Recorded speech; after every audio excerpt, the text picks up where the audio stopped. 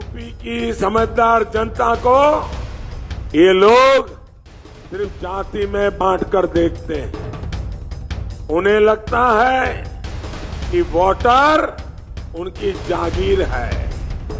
वो जब चाहेंगे अपनी जागीर एक दूसरे को देंगे। ये लोग अपनी कुर्सी की डील में वोटरों को नहीं, अपने कार्यकर्ताओं को भी भूल जाते हैं। साथियों, याद करिए, जब यहां उत्तर प्रदेश में विधानसभा के चुनाव हुए थे तो कैसे एक दूसरे के घोर विरोधी समाजवादी पार्टी और कांग्रेस के बीच डील हुई थी। इस डील के बाद दोनों दलों के कार्यकर्ताओं को एक दूसरे के साथ चलने के लिए मजबूर कर दिया गया था।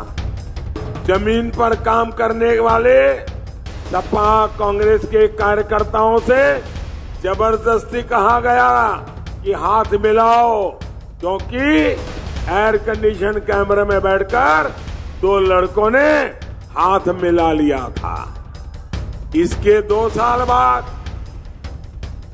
2 साल के भीतर भीतर ही ये समाजवादी पार्टी और कांग्रेस अपनी डील तोड़ने के बाद कार्यकर्ताओं से कह रहे हैं कि वह हाथ नहीं, एक दूसरे के कॉलर पकड़ो। भाइयों बहनों, 23 मई को भाजपा एनडीए के हाथों पराजय मिलने के बाद सपा बसपा के नेता भी अपने कार्यकर्ताओं को फिर से कहने जा रहे हैं कि अब आप भी एक दूसरे के कॉलर पकड़ो। साथियों, सपा बसपा और कांग्रेस के इन नेताओं ने अपने कार्यकर्ताओं को रिमोट कंट्रोल से चलाने वाला खिलौना समझ रखा है। चाहे कार्यकर्ता अपमानित महसूस करे, चाहे उसका हौसला टूट जाए, इन्हें कोई फर्क नहीं पड़ता।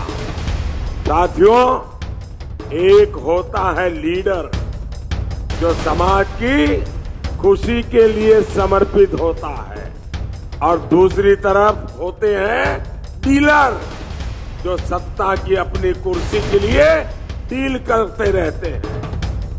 सिर्फ अपने स्वार्थ की राजनीति करने वाले सपा बसपा कांग्रेस के डीलर उत्तर प्रदेश की समझदार जनता को गलत समझने की भूल कर रहे हैं। यूपी की जनता, मिर्जापुर की जनता जानती है कि कौन, भाइयों बहनों,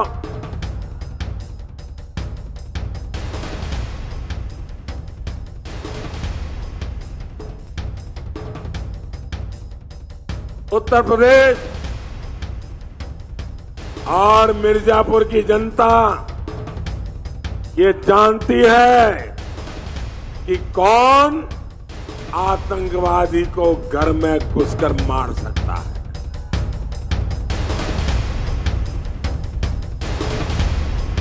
कौन आतंकी मसूद अजहर पर बैन लगा पर उस पर शिकंजा कस सकता है। कौन देश में पूरे 5 साल भ्रष्टाचार के बिना एक दाग एक सरकार चला सकता है। कौन है जो नक्सलवाद की सफाई कर सकता है।